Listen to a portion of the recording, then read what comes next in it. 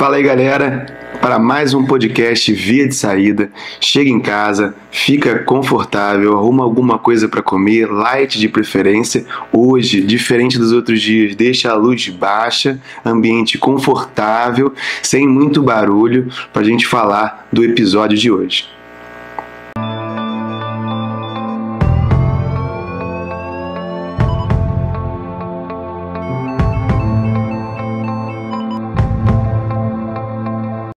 Para a via de saída de hoje, vamos falar sobre tilt test e como a gente faz a avaliação desse exame junto com a avaliação de cada diagnóstico.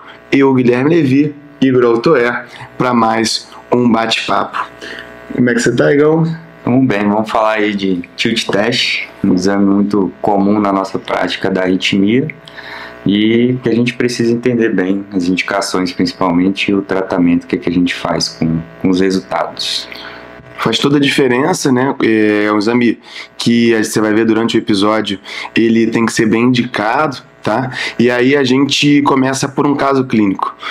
Dessa vez, semelhante, parecendo com um dos nossos primeiros podcasts de síncope, a gente vai falar de uma paciente jovem, magrinha, uma moça que foi para o tilt test contando pra gente que desmaiava durante a coleta de sangue toda vez que era pedido para ela. Ela desmaiava e queria saber se tinha alguma coisa a ver. Ela desmaiava com alguma frequência com coisas semelhantes. O que você diria, Gão? Então, vamos lá. A parte de avaliação de síncope, que a gente não vai aprofundar muito nesse episódio, a gente falou bastante no episódio de síncope, e a gente vai tentar focar no tilt test, tá? Então, antes de entender o racional do tilt, é importante a gente tentar entender como funciona a fisiologia normal. Uma pessoa que tá bem, do nada tem algum gatilho aí e ela desmaia, ela tem a síncope, né? E pensando nisso, a gente tem que entender o mecanismo circulatório normal. O que acontece quando a gente, por exemplo, sai de uma posição de decúbito e assume a posição em ortostase, né? Quando a gente faz essa mudança, mas daqui a um pouco a gente vai falar disso. Quando a gente assume a posição ortostática, a gente tem uma queda da pré-carga. Desconcentrei, né? É porque a gente vai fazer hoje o head trick do Behold Shahavsky, que eu não consigo falar, mas que é o nosso reflexo. A gente vai chegar lá. É porque a gente, dentro da arritmia, a gente acaba pegando muitos reflexos, né? E esse é um reflexo que acompanha a gente de coisas benignas a coisas malignas. Por exemplo, no nosso episódio de infarto, a gente falou desse mesmo reflexo com uma situação possivelmente fatal, vamos dizer assim, que é o BAVT, e hoje a gente vai falar de uma vez de uma situação benigna, né?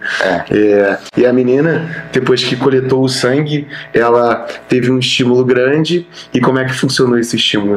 Lembra pra galera, que a galera já ouviu uma vez. O que eu estava dizendo é o seguinte: quando você assume a posição ortostática, tem uma queda da pré-carga, né? Normalmente reduz aí de 25% a 30% da volemia central. Isso aí vai ativar vai cair a pressão, vai cair o débito cardíaco e vai ativar os baroreceptores, né? Aquela parte mais fisiológica. E, consequentemente, o normal é você aumentar a frequência cardíaca, aumentar a quantidade de catecolamina na circulação, aumentar o inotropismo, contratilidade do ventrículo esquerdo. Nas pessoas normais, pararia aí, o circuito acabou, vamos dizer assim, e não aconteceria nada. Nas pessoas que têm síncope reflexa, síncope vasovagal, neuromediada, é como se tivesse uma exacerbação e um descontrole nessa regulação. O paciente com síncope vasovagal, ele vai ter, paradoxalmente, que é o que o Guilherme estava falando, esse reflexo onde o ventrículo com menos sangue, com menos volemia, batendo de um jeito mais forte, com um tropismo maior, batendo seco, vamos dizer, ele vai acabar ativando mecanorreceptores na parede ventricular, que vai fazer a ativação via nervo vago na parte aferente, vai para o núcleo do trato solitário, no tronco cerebral, via eferente pelo nervo vago, vai fazer o contrário do que a gente esperaria. vai dar uma bradicardia e uma vasodilatação. Então a pessoa, vasodilatação, parte vaso, bradicardia, parte vagal, síncope vasovagal. E a pessoa desmaia. Então esse seria mais ou menos o racional fisiopatológico da síncope vasovagal, e foi pensando nisso que os primeiros autores aí, vamos dizer, que começaram a investigar, pensaram no tilt. Tinha vários modelos em animais, inicialmente, e aí passando para o primeiro estudo, vamos dizer, em humanos, que foi em 1986, pelo grupo da doutora Rose N. King, que é uma geriatra irlandesa. Ela testou pela primeira vez o tilt test. Lá no trabalho original, foi feito o tilt com uma inclinação de 60 graus e com a duração de 60 minutos. Então, inicialmente era bem prolongado. Ela testou aí 15 pacientes no grupo que ela queria testar. Com 10 controles, ela viu uma taxa de 67% de positividade com a síncope vasovagal no paciente que fez o tilt test. E aí a gente entende então o racional do tilt e a gente parte para as indicações do tilt, porque o Guilherme está aqui, a gente faz bastante tilt na prática da arritmia. E o que você pode falar aí, pessoal? A gente acaba ficando literalmente no rodízio, né? A gente fica responsável pelo tilt durante um período grande de tempo.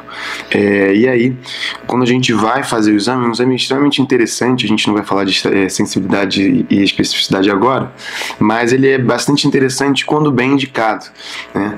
Que é exatamente a grande dificuldade do tilt. Visto que a gente, quando tem um teste positivo, a gente pode ter dentro desse teste positivo, como o próprio guideline da ESC faz a abordagem, ele tem uma abordagem com aproximadamente 50% desses testes positivos com uma associação a alguma patologia cardiológica, ou seja, de etiologia estrutural, ou uma miocardiopatia, ou alguma outra coisa que ainda não foi identificada nesse paciente, ou seja, ele pode ser positivo e está positivo junto por uma causa cardiogênica, da mesma forma que ele pode ser positivo unicamente por uma doença, por exemplo, da vasovagal que a gente está discutindo aqui.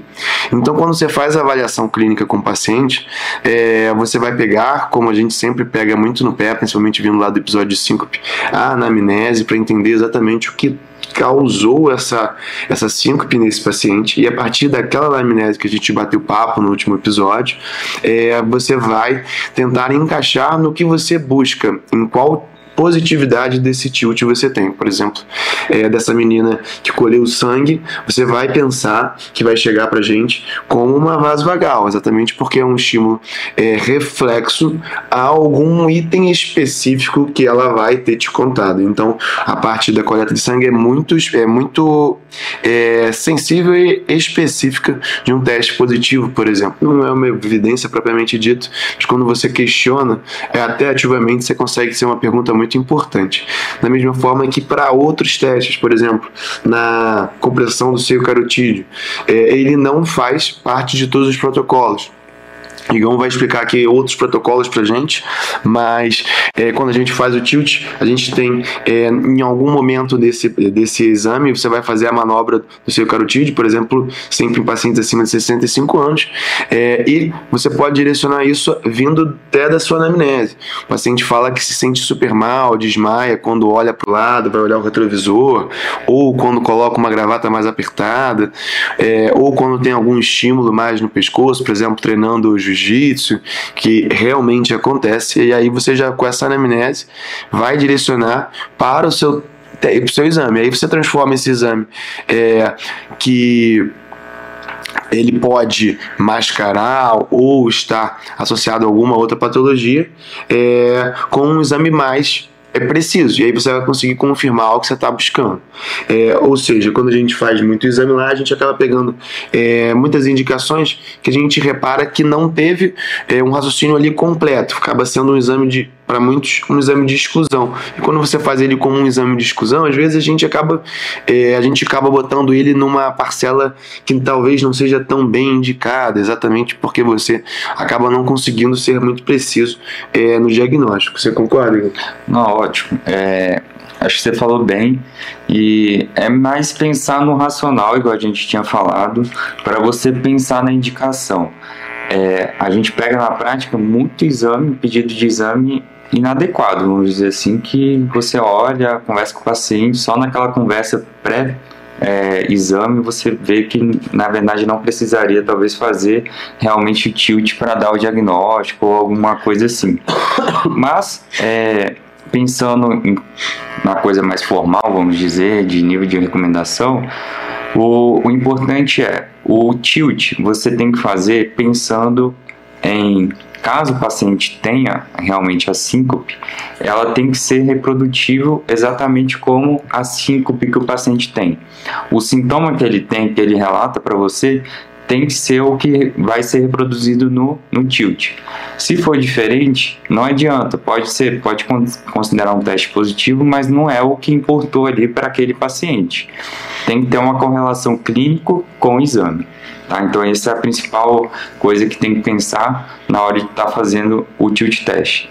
Mas por recomendação de diretriz, a última diretriz que a gente tem de síncope mais recente, vamos dizer, é a da ESC, que é a europeia, de 2018, e o maior nível de recomendação para uma indicação de tilt é 2A, então não tem nem nível de recomendação 1.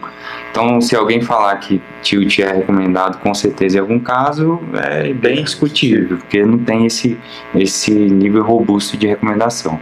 E seria para investigar, seria pensar em casos que você suspeita de síncope vasovagal, SPOT, que é a síndrome postural ortostática taquicardizante, hipotensão ortostática ou síncope psicogênica. Essa seria a indicação 2A, que é a maior que a gente tem. E 2B, com um grau de recomendação um pouco menor, seria nos pacientes que você quer fazer o exame com um objetivo meio que educativo, de mostrar para o paciente o sintoma que ele tem, ou a síncope, e tentar mostrar para ele medidas para ele evitar de ter aquilo. Então o exame seria meio que uma forma educativa fazendo já parte do tratamento. Isso é bastante interessante, né? Indicar um exame exatamente para você ter uma interpretação do paciente. Isso a gente não acaba tendo tantos exames que podem ser dessa forma, e isso é muito interessante porque dentro dos diagnósticos a gente vai ter uma parcela que acaba tendo um componente psicogênico do sintoma, e acaba exacerbando a frequência desse sintoma, em vez de ter uma correção, né? Porque quando a gente tem uma síncope, que a gente vai falar mais para frente do tratamento, a gente tem várias formas de evitar de ter essa síncope, e a partir disso, muitos desses pacientes, quando eles aderem bem esses métodos, eles acabam diminuindo muito as chances de ter a síncope. E aí essa parcela que acaba tendo um componente que dificulta esse tratamento, essa medida comportamental, a gente acaba tendo o paciente com inúmeras síncopes por uma limitação, até de uma preocupação da pessoa. Não diria que seja uma coisa psicogênica pura, mas é uma preocupação super válida do paciente, de ficar preocupado de passar mal e tudo mais, e aí acaba gerando um número maior de episódios. E aí também somando essa informação, porque quando a gente lidar com essas patologias, a gente acaba tendo duas síncopes que são antagônicas. A gente tem a síncope desliga-liga, que é o que a gente, por exemplo, bateu papo no episódio de síncope, e ela é a síncope que para o paciente não dá sintoma. Então o paciente às vezes tem uma desliga-liga, ele nem repara, é aquele idoso que cai em casa, levanta, continua lá mexendo na plantinha dele, parece meio machucado, a filha vai descobrir que ele desmaiou uma semana depois, que a cara está machucada, e ele mesmo nem reparou, porque ele apagou e voltou.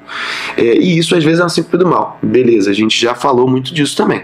Mas aí muitas das coisas que a gente discute no tilt são síncopes que são síncopes com pródromos prolongados, marcados, pródromos que são bem marcados, com situações muitas das vezes bem características.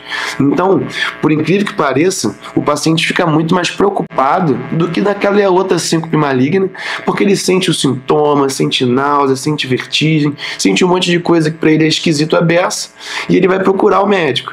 E da mesma forma que procura o médico, ele alerta a família inteira desse sintoma, o que acaba gerando uma preocupação tanto familiar quanto do paciente em relação a isso aí. E acaba chegando para a gente essa demanda, e às vezes a demanda do paciente que tem uma síndrome com pródromo acaba sendo, o termo não seria desproporcional, porque acaba sendo um sintoma ainda desse paciente, acaba sendo um negócio de muito desconforto, mas acaba sendo desproporcional no sentido de benignidade desse paciente, e o paciente do desliga-liga, às vezes, ele não te conta sintoma e ele acha que é mais simples. Visto isso, falei tanto, até perdi a linha. Tá ótimo. Mas você explicou bem uma parte prática, né? Porque, por exemplo, esse paciente que você falou que é síndrome de alto risco, desliga-liga, esse não é o paciente que a gente quer pegar lá para fazer o tilt. Se ele for indicado, é totalmente errado. Você está perdendo tempo com ele, você está levando... E dentro dessas orientações que eu falei, da indicação 2A, não entrava síncope cardiogênica, que pode ser o provável componente aí. A gente está falando de síncope reflexo, síncope vasovagal, que é o que a gente quer ver no tilt, e paralelamente, que a gente vai falar, que foi aperfeiçoando, avaliar desautonomias, intolerâncias ortostáticas, que o tilt também contribui bastante. Mas, dando continuidade, a gente pode falar também um pouco dos resultados do tilt, em termos de número mesmo, a gente separando o tilt o tilt ele pode ser feito de duas formas que a gente vai falar, um protocolo basal prolongado e um protocolo sensibilizado, o combinado. O basal, o paciente que ele vai ficar no tilt e a gente não vai administrar nada de remédio para ele para tentar sensibilizar o exame. E no combinado a gente administra, no caso, na nossa prática e no Brasil, geralmente o Isordil, para tentar sensibilizar mais o exame. A sensibilidade do paciente que faz do tilt, do paciente que faz o protocolo basal, ela é bem baixa, geralmente gira em torno de 37%. A especificidade ela é alta, 99%. E essa sensibilidade ela sobe para 66% nos pacientes que fazem o protocolo combinado. E a sensibilidade mantém em torno de 90%, a especificidade, desculpa. Então, o que a gente tem que ver é que a sensibilidade do tilt não é uma sensibilidade tão boa. Então, um paciente que faz um exame e ele deu negativo, não quer dizer que esse paciente não tenha nada, né? Você não vai, o paciente com toda essa queixa que o Guilherme explicou, por exemplo, numa síncope com pródromo e tudo mais, falando para você, fez o exame, não deu nada, você, ótimo, não vai orientar nada, é por isso mesmo, vida que segue, vai acompanhar, vai, enfim, vida normal. Não. Você pode desmerecer a clínica do paciente, você vai tentar reencaixar e continuar investigando. Exatamente. O tilt, tem até alguns lugares que muita gente pergunta, por exemplo, eu posso fazer mais de um tilt no mesmo paciente? Se você fez o primeiro, deu negativo, o paciente tem uma alta chance de realmente ter alguma coisa ali, totalmente normal você tentar avaliar um segundo exame, por exemplo, para tentar documentar, porque o exame ele não tem uma sensibilidade tão boa igual a gente explicou.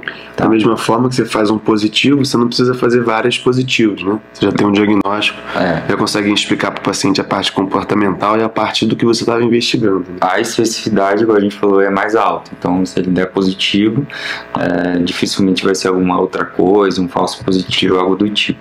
Tá? E a partir do tempo que você vai acompanhando os exames e a abordagem do tilt, você consegue diferenciar exatamente esses pacientes. Você consegue ver um positivo e falar, esse aqui a gente conseguiu dar um diagnóstico para ele, né?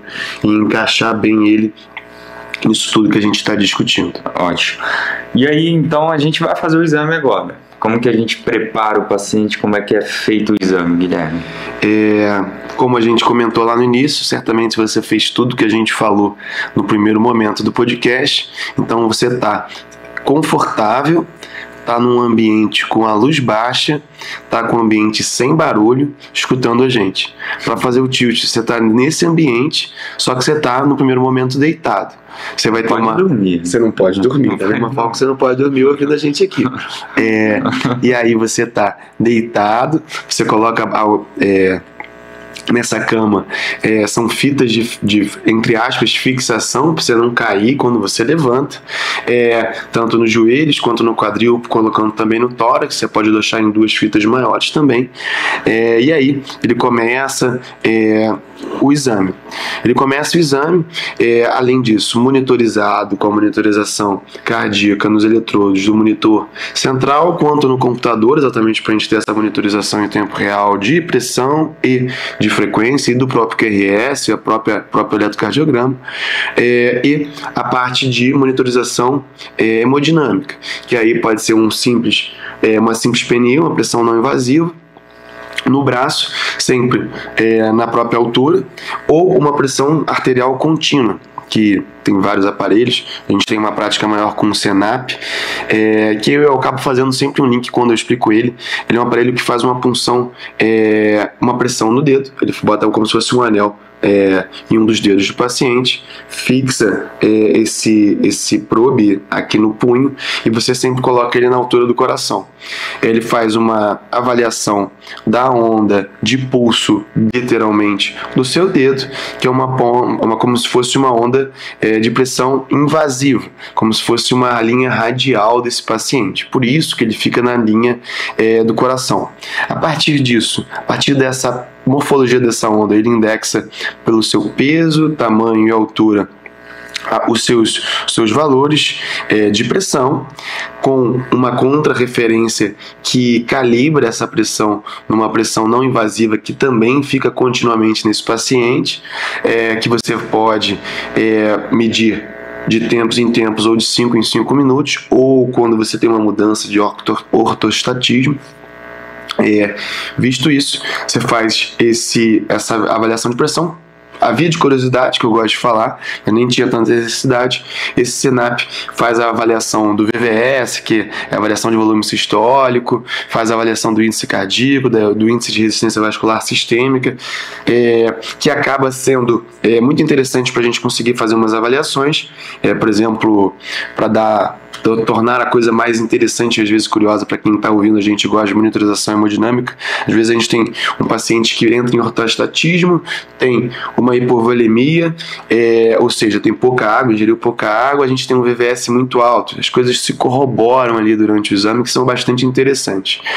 Mas esses padrões de monitorização hemodinâmica, a gente não tem uma evidência robusta com eles, então a gente acaba não podendo propriamente dar essa aula, vamos dizer assim, né? São coisas mais refinadas, são parâmetros hemodinâmicos que a gente consegue avaliar no tilt, mas aí entra mais também nas outras questões de avaliações que você quer, não necessariamente só para síncope vasovagal. Exatamente, você entra nas outras, enfim, ortostatismo, entre outras avaliações.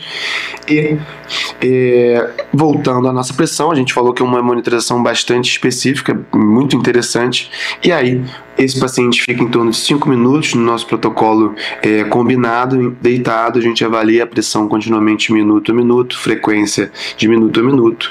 A gente faz o ortostatismo desse paciente, ou seja, ele levanta, fica em quantos graus?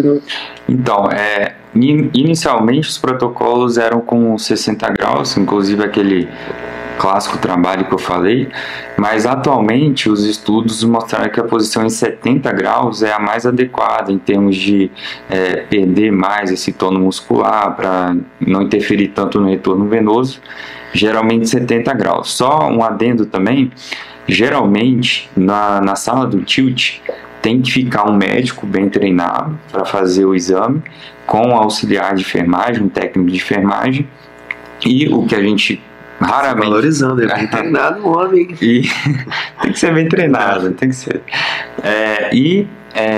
Tem que ter um carrinho de parada. Não que a gente vá usar, que raramente a gente vai usar, mas... É bem raro mesmo, galera. Não é usual, não. Só se for uma bem raro. Um tilt geralmente é um exame que não costuma dar nenhum tipo de problema maior, mas tem que ter um carrinho, né?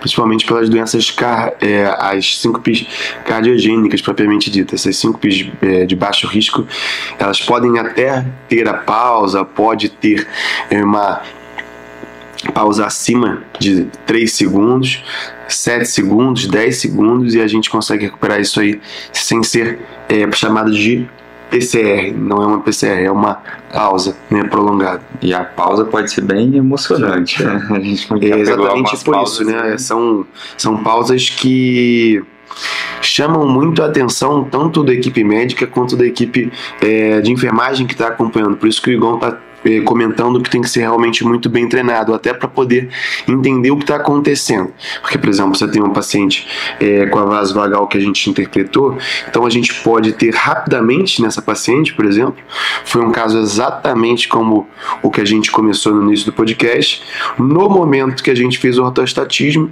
só de fazer esse movimento, paciente jovem, ela perdeu consciência, fez uma sistolia, naquele momento a gente desce a maca e ela ainda mantém-se em pausa, faz muitas das vezes até um movimento semelhante a uma crise convulsiva, exatamente por esse baixo débito, e mesmo assim a gente não corre para aquele carrinho de parada naquele primeiro momento.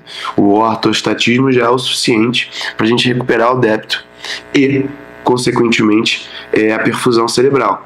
Contudo, se a equipe não está preparada e não está instruída que isso pode acontecer, pode virar um rebuliço danado ali na sala, transformar o cenário que é controlado na maioria das vezes num caos, né? Principalmente se o familiar estiver junto. Você deixa sempre o familiar estar junto, aproveitando? Idealmente, se puder ficar sem, acho que é até melhor. Tem casos que não tem como, principalmente jovens, quando abaixo de 18 anos, tem que ter o responsável. Ou o paciente muito idoso, às vezes também gosta de ficar. Já peguei alguns casos, por exemplo, paciente que tem alguma limitação, déficit funcional também, intelectual, às vezes a mãe ou o cuidador ali, ele acalma bastante o paciente, isso facilita muito você fazer o exame. Então é caso a caso, mas idealmente se puder ficar sem, justamente porque pode acontecer essas coisas. Aí na hora, se acontecer, o familiar desespera, se for alguém despreparado lá também entra em desespero, e aí não é legal. E aí deixa um cenário descontrolado, que acaba sendo uma experiência muito ruim para o paciente, uma experiência muito ruim para o acompanhante, e acaba transformando um exame que é seguro num cenário de caos. Então, caso você deixe o familiar ou o acompanhante na sala, deixa bem explicado que essas coisas podem acontecer, e aí sim, se acontecer, você já acalma a familiar e tem as condutas que você tem que tomar. Nesse caso, por exemplo, a menina estava com a mãe, eu expliquei bem a mãe, mas foi tão rápido o ortostatismo que a mãe nem percebeu, ela só viu que eu estava abaixando ali. Por exemplo, a técnica ficou muito mais preocupada, mais angustiada do que a mãe propriamente dita, até porque ela consegue ver muito mais rapidamente do que a mãe. É uma alteração, ela viu a alteração, não tinha nem tinha pego a desprevenida, exatamente porque são coisas que acontecem às vezes muito rápido, muito além do seu que você está esperando. Então se torna um exame muito interessante quanto bem indicado, principalmente na vasovagal. Muitas vezes o paciente tem síncope, e se você não estiver prestando atenção, não estiver muito atento, você não vê. O paciente vai ficar calado, você tem que chamar, tem que ver, ficar de olho nele, interagir, até porque a síncope, como a gente falou agora há pouco, a síncope mais benigna é aquela que tem pródromo, então ele te avisa. Mas também tem a síncope que ele não te avisa, ele está às vezes também lá dentro da sua sala, então ele pode literalmente apagar, então você tem que ficar de olho. Então é importante também saber que essa mesa, essa cama que faz o tilt, ela tem que ser regulável a ponto de fazer a inclinação, e a ponto disso o paciente precisar você fazer uma posição de trend e aumentar o retorno venoso também. Mas dando continuidade ao protocolo que o Gui estava falando, a gente mantém o paciente inicialmente ali em decúbito, 5 minutos, vai ver na frequência, a PA basal dele, que vai ser importante para você comparar no final. No 6º minuto a gente faz o tilt, E aí, dependendo do protocolo, com 20 minutos você pode fazer a sensibilização com o nitrato, geralmente que é o que é mais feito aqui no Brasil. Fora do Brasil, na Europa, por exemplo, eles costumam ter alguns outros protocolos, usa o isoprel até em bomba, que é uma coisa que a gente não faz aqui, e vai aumentando a frequência cardíaca. Não é tão acessível, né? Não tem necessidade. E tem estudos, estudos mostrando, comparando o isoprel com o isodil, e não teve diferença. Foi até um pouquinho melhor com o isodil. E aí, antes da sensibilização, lembrar que a gente tem a opção de fazer a massagem do seio carotídeo, direito e esquerdo, isso tudo monitorizado.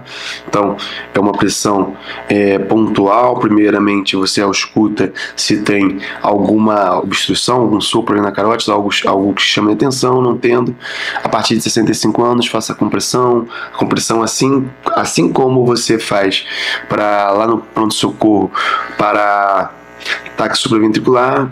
Uma pressão realmente um aperto pontual, chegando aos 10 segundos, você vai ver a resposta dele. E aí, não é o tema do episódio, mas para ver se ele tem alguma pausa, enfim, coisas assim, em cada seio carotídeo. Isso faz parte do exame também. Se você, igual o Gui falou, maior de 65 anos, se você achar que ele tem uma síndrome de seio carotídeo também. Depois da sensibilização, geralmente a gente deixa mais uns 15 minutos o paciente em tilt, em ortostase, e então, se você fizer as contas aí, 5, 20, 15, se durar tudo isso, o paciente chegar até o final do exame, você vai deixar depois desse tempo todo, depois de 40 minutos, mais uns 5 minutos ainda, que você volta à posição de decúbito.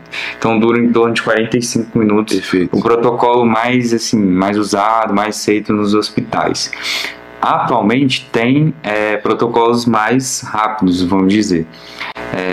Começou com 60 minutos no grupo original, atualmente 45 minutos, tem protocolo de 20 até de 10 minutos. Tem um grupo italiano, por exemplo, que fez um trabalho ano passado, 2023, que usou um protocolo, o Fast Italian Protocol que eles colocaram, comparando o protocolo tradicional de 45 minutos com 20 minutos.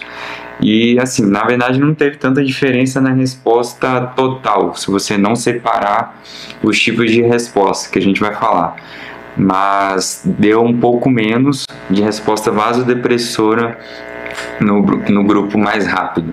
Vasodepressora, igual eu falei, é a queda da pressão, vamos dizer, esse componente mais pressórico. Então tem tudo a ver com o tempo de ortostase mesmo. Agora, em questão de carga inibitória, não teve tanta diferença. Então é caso a caso. Se você vai pegar um paciente mais idoso, quer avaliar uma hipotensão ortostática, que pode ser um pouco mais tardia, às vezes não vale a pena você fazer um protocolo tão rápido. Você não vai pegar paciente mais jovem, e às vezes você quer ver um padrão mais cardioinibitório, alguma coisa assim, talvez valha a pena, tá? Então, a gente falou de como fazer, só mais um detalhe de como fazer o exame. O preparo do paciente, geralmente a gente põe 4 horas de jejum de líquido e 6 horas para sólido, que isso também a gente faz bastante tilt. O paciente chega, não lê as orientações direito, que é mandado antes, chega, marca o tilt cedo, toma um café e vai fazer o tilt. Chega com a barriga cheia. Aí não tem como liberar, exatamente porque o paciente pode ter sintoma, pode vomitar, pode ter enjoo, enfim, AMs, e vai ter um risco grande aí de ter uma broncoaspiração de forma desnecessária, né? Um exame eletivo.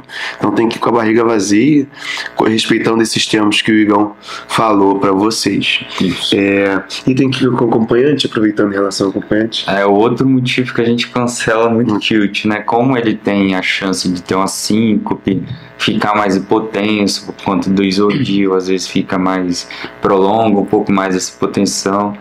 Tem que ter acompanhante, senão o exame não pode ser feito. E aí, na grande maioria, a gente realmente tem que cancelar. Eu dou até uma brecha para quando a pessoa vem de longe, é um paciente rígido, bem orientado, mas não é a exceção.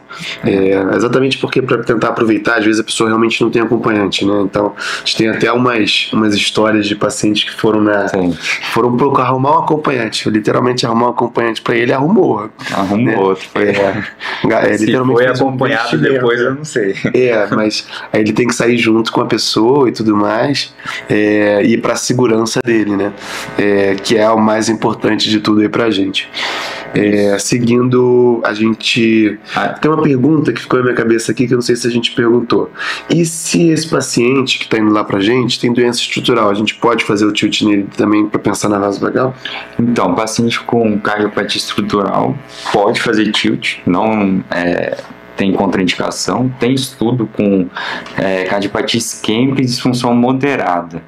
É só lembrar que mesmo paciente com cardiopatia estrutural, isquêmico, seja o que for, a principal causa de SINC continua sendo SINC vasovagal. Tá? É a principal causa de SINC em todo o mundo. E nesse estudo que eu falei, estudo com cerca de 40 pacientes, eles fizeram tilt, mas aí já tinha excluído Holter, não tinha arritmia, estudo eletrofisiológico não tinha induzido nada.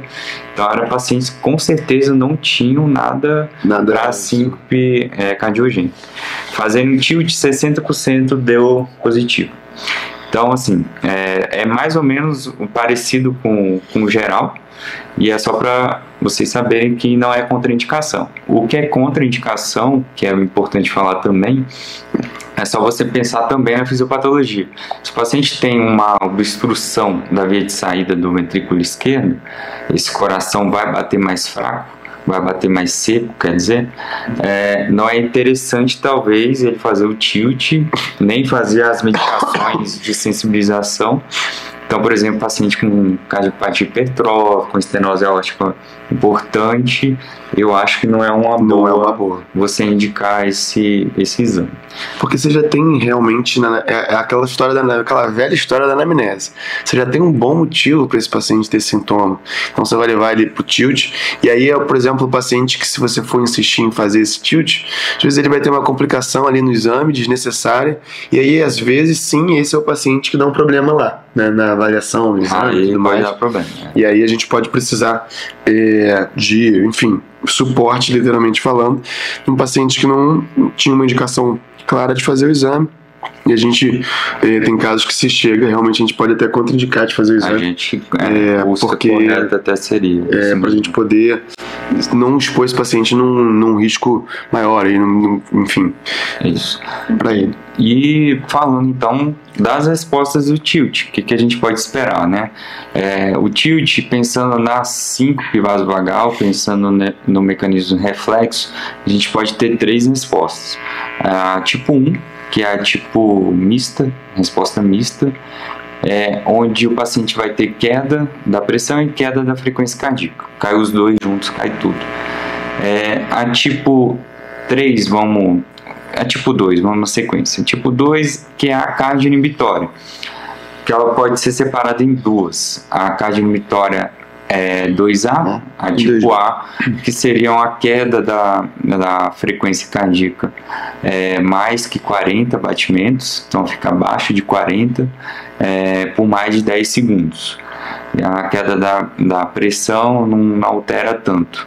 E a tipo B... Porém, é legal a gente falar que, enfim, a gente vai falar quando terminar o teste, né? Mas é bom a gente entender que a 1 é mista, a 2 é frequência, depois é pressão, certo? Você vai explicar da pressão. Isso. E aí, às vezes você vê a frequência cair primeiro e depois cai a pressão. Ela não é mista, né? Porque se você deixar a frequência em 10, em 20, um tempo, a pessoa vai fazer hipotensão depois, né? E aí essas respostas a gente tem que interpretar essas respostas como concomitantes ou não, ou seja, a mista, você vai ver isso junto.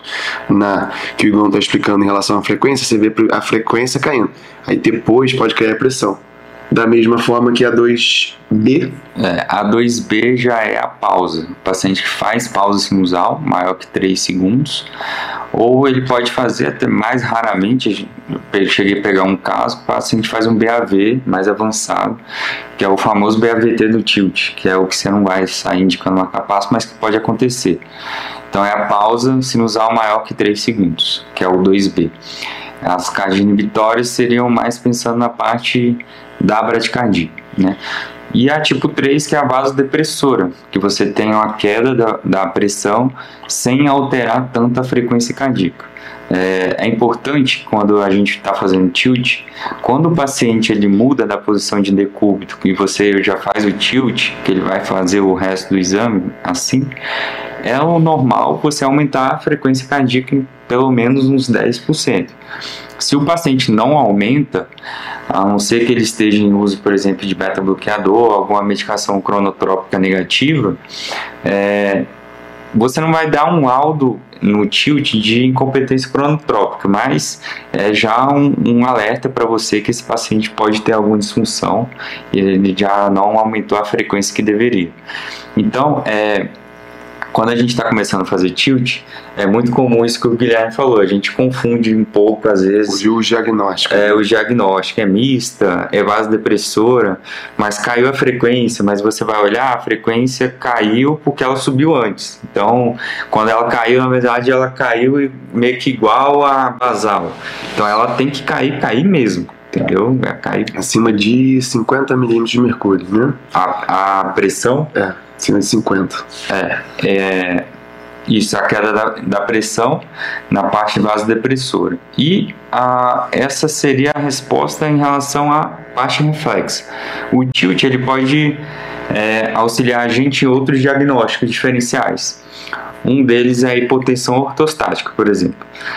A gente sabe que no consultório tem aquela clássica da hipotensão ortostática, o paciente com uma queda de pressão sistólica maior que 20, diastólica maior que 10, em até 3 minutos. No tilt, vamos pegar, por exemplo, o exemplo onde a gente tem um SYNEP, tem uma pressão contínua, que seria o ideal para ver justamente esses tipos de alterações, que a gente pode dividir a hipotensão ortostática em imediata, a clássica e a tardia. A imediata, geralmente, só consegue ver se tem esse registro contínuo, que seria uma queda rápida, fugaz, da pressão sistólica, mais que 40, logo ali no início da mudança de decúbito. Por isso que tem que ter a pressão contínua, senão você não consegue pegar. O intermitente você não vai conseguir, porque você vai medir, aí daqui a pouco tem que ser logo na mudança de posição, então você não consegue. O que você consegue no intermitente seria a clássica, que é essa que eu falei, que geralmente é entre 30 segundos e 3 minutos, depois da mudança de ortostase de decúbito, com a pressão sistólica de 20 e diastólica de 10. Passou de 3 minutos até 30 minutos, até o final do exame, ele ainda pode ter, mas aí já seria hipotensão ortostática tardia. Tá?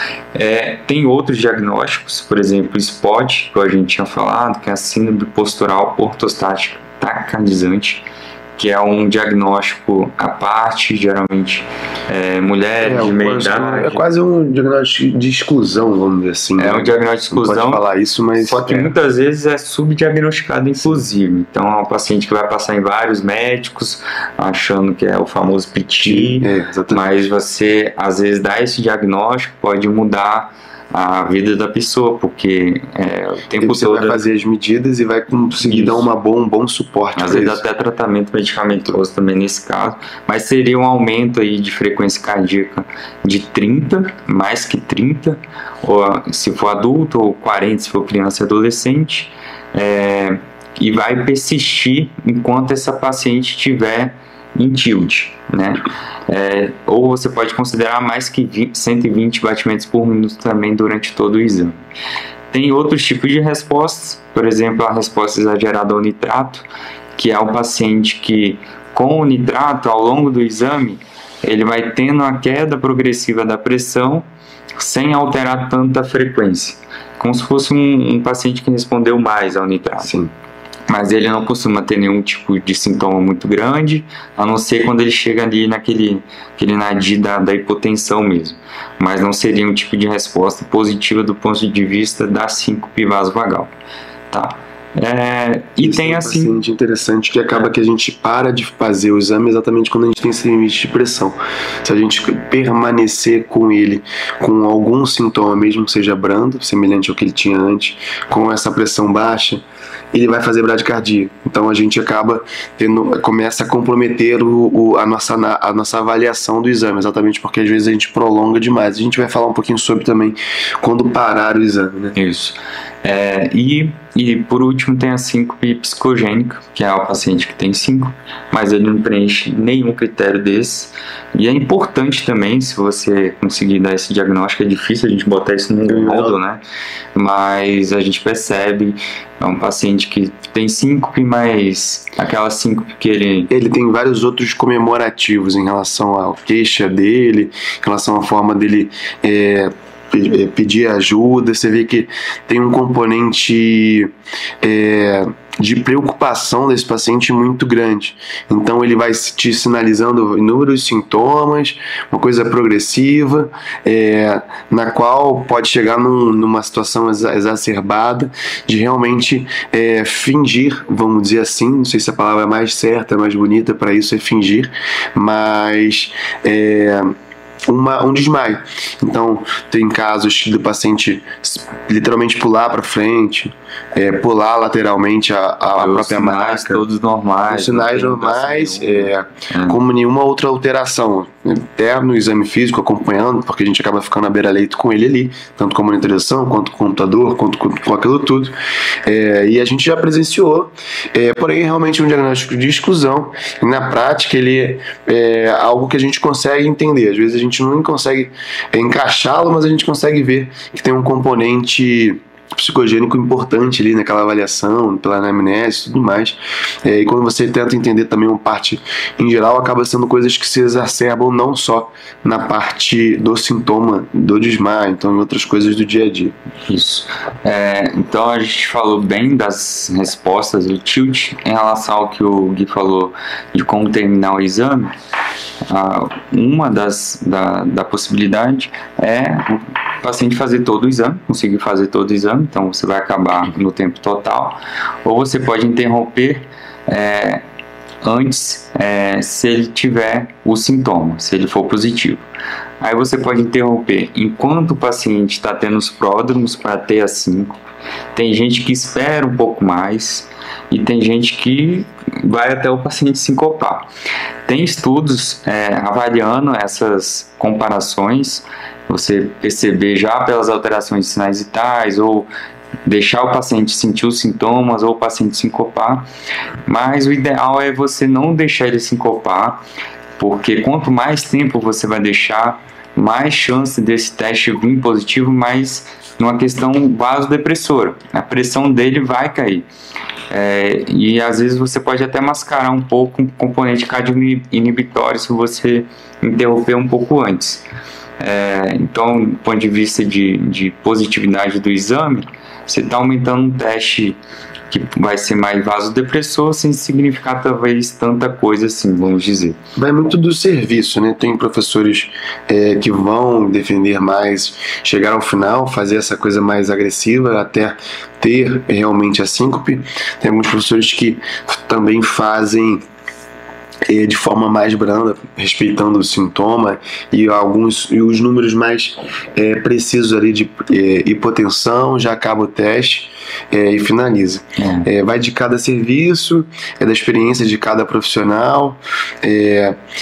Apesar de na prática eu não sei fazer muito isso, né, eu diria para você fazer tendo sintoma, tendo a diminuição de pressão pontual, você finaliza o teste. Não tem necessidade de você ir até a síncope muitas das vezes. Mas tem pacientes que você acaba prolongando um pouquinho mais, por isso que eu falei sobre, e às vezes você, em 1 minuto, você acaba tendo uma síncope que é exatamente o que a paciente tem. Então às vezes você consegue instruir esse paciente de uma forma para ele entender o sintoma e tudo mais. Com o migão tem também benefícios. E aí a gente vai para o tratamento. Qual que é a base do tratamento para esse tipo de paciente que a gente pode falar? O tratamento. E aí, vou fazer o que eu falo pro paciente, né? Acaba que vai contra aí as coisas que a gente está falando no episódio, né? Acaba sendo contra. Mas eu sempre pego a garrafinha d'água, aproveitando a garrafinha d'água aqui. Quer saber? Fazer a propaganda aqui do patrocínio. Aí a gente tem uma garrafa. eu sempre dou o exemplo do paciente deitado, ele está com água na cabeça aqui, então ele tem um débito cardíaco. E eu sempre explico assim para maior parte dos diagnósticos, independente, porque para o paciente que é leigo, é importante ele entender que a gente tem, querendo ou não, quando levanta, ou seja, esse paciente levantou, a gente começa a ter por algum motivo, um baixo débito cerebral, exatamente como a gente conversou lá na síncope. E muitas das vezes a gente tem um componente de sangue muito represado nos membros inferiores. Então, ou seja, de forma técnica, você vai explicar para ele que tem a parte cardiovascular e a parte vascular. E explicando isso, você vai falar do que fazer com isso. Ou seja, manter o paciente bem hidratado, ou seja, beba água de forma equilibrada, não é para beber quantidades exorbitantes. Às vezes você passa essa informação para ele, ele vai beber 20 litros de água, e não é isso tudo. Você beber em torno de 3 litros por dia, 3,5, 2,5, já é o suficiente para ele evitar muito dos sintomas, exatamente por esse raciocínio que você acaba explicando para ele, acaba sendo muito diferente.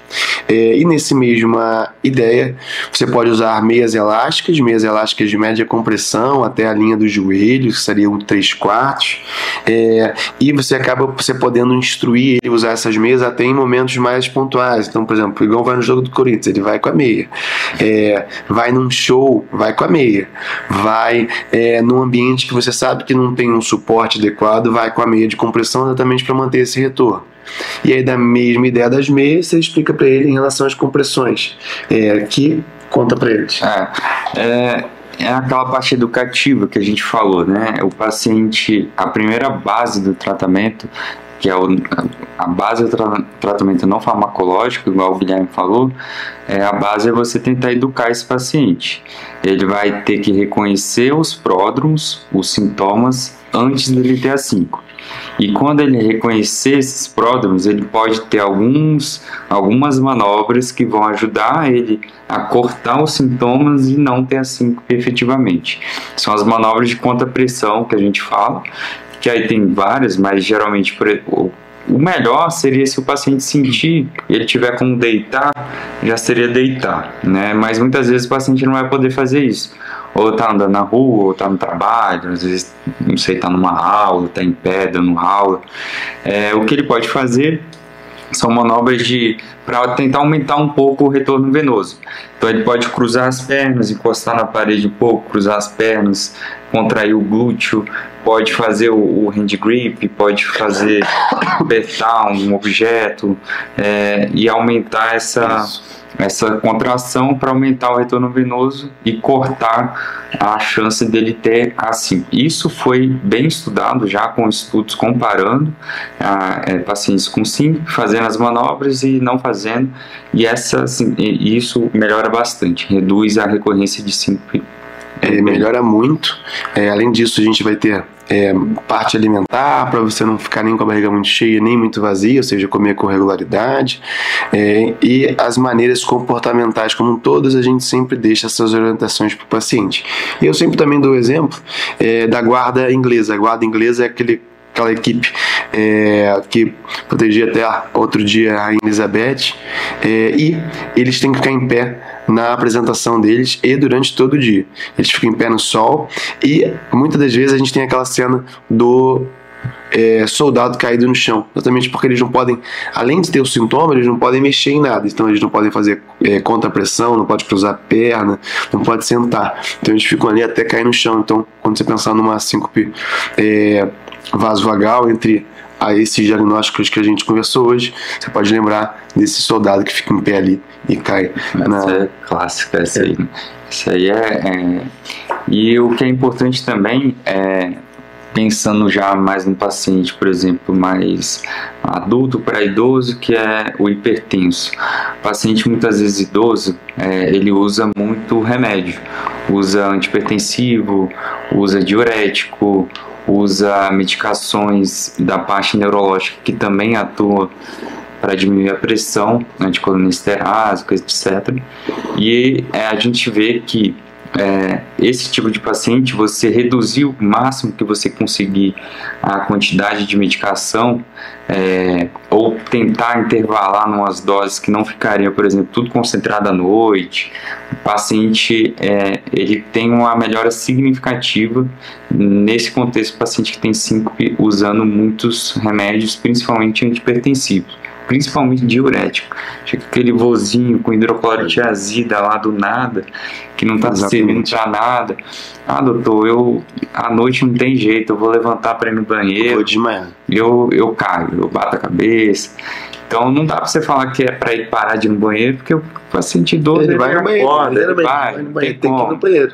Então começa tirando esse remédio, tenta trocar ou botar num horário melhor, um horário que ele vai tomar e vai estar deitado. Tem estudos bem mostrando pacientes em uso de média de 2,5 antihipertensivo, vamos dizer assim. Você tentar reduzir a quantidade, reduziu mais de 50% o risco desse paciente ter síncope recorrente. Então, o manejo farmacológico também é importante. E pensando Pegando essa brecha do idoso, isso não precisa a gente nem ir muito longe, não. É só vocês respeitarem, muitas das vezes, o próprio guideline de hipertensão no idoso. No nonagenário, por exemplo, a nossa meta de pressão é bem diferente do paciente com 30 anos de idade. Então, a gente pode tolerar uma pressão mais alta. Então, muitas das vezes é um paciente que acompanha com aquele cardiologista há 20 anos. O paciente há 20 anos atrás ele era um paciente forte, tinha 90 quilos, foi ativo, trabalhava, resolvia os problemas diários aí com força, literalmente. E aí 20, 25 anos depois, esse idoso está com os mesmos remédios, só que dessa vez é o idoso mais sarcopênico, com perda de massa muscular, e tudo isso com os mesmos remédios. Então o diurético indo como primeiro do ranking, os antihipertensivos em segundos aí como os vilões desses pacientes. E terceiro, isso não é nenhuma evidência que eu estou passando exatamente numericamente, mas digo tanto pela avaliação tanto dos guidelines quanto na prática, os remédios em relação à próstata propriamente dita, que muitos idosos usam, que é o agonista alfa, que acaba que também é mais um motivo para esse paciente desmaiar. Então, como não geriatra que nós somos, tente desmedicalizar um pouquinho o paciente idoso, que acaba você resolvendo também o problema dele. Então a gente falou de medicar, que é só um gancho também, que é muito, tem toda aquela campanha do seja 12/8, né? PA é 12/8, mas esse tipo de paciente acaba sendo negligenciado, não tem jeito. Esse é o inimigo do 12/8, esse aí é o 14/8 para você sabe deixar. Então, aproveitando. Não foi intencional. Não tive como não lembrar do 12/8, 12/8. Mas seria inimigos da pressão 12. Vou fazer um Reels desse, cara. Inimigos 12/8. Foi algo que eu não tinha pensado, cara. Eu vi falando 12/8, eu lembrei. E ó, Vitão, mas seria uma PA um pouco mais alta. Então a gente falou do tratamento não farmacológico, que é o principal, a pedra angular, vamos dizer. Mas também tem tratamento farmacológico, que entra na questão do paciente que, apesar das medidas, todas essas medidas que a gente orientou, continua tendo síncope recorrente. Então a primeira coisa, antes de você indicar um remédio, um medicamento para isso, é certificar que ele está fazendo tudo certinho. Se ele realmente estiver fazendo tudo certinho, a gente tem algumas opções. No Brasil, por exemplo, tem a fluocortisona, que é um mineralocorticoide, é um remédio que ele vai agir na reabsorção de sódio e água, vai aumentar o volume plasmático e vai quebrar aquele mecanismo que a gente falou, fisiopatológico. Pensando nisso, a gente já vê que pacientes que têm hipertensão arterial ou têm insuficiência cardíaca já não é uma boa ideia você indicar, tá? Mas seria uma dose de 0,02 a meio miligrama por dia, uma vez ao dia. Mas os estudos, por exemplo, o POST-2, que foi um estudo que analisou, não viu grandes benefícios da fluocortisona nesse tipo de paciente, tá? Então, seria uma das opções para a gente tentar indicar, mas também tem outros tipos. Por exemplo, tem a midodrina, que não é disponível no Brasil, que é um alfa-agonista, agiria na parte de vasoconstrição, quebrando a parte da vasodilatação, mas essa tem menos, vamos dizer, evidências ainda do que a fludo,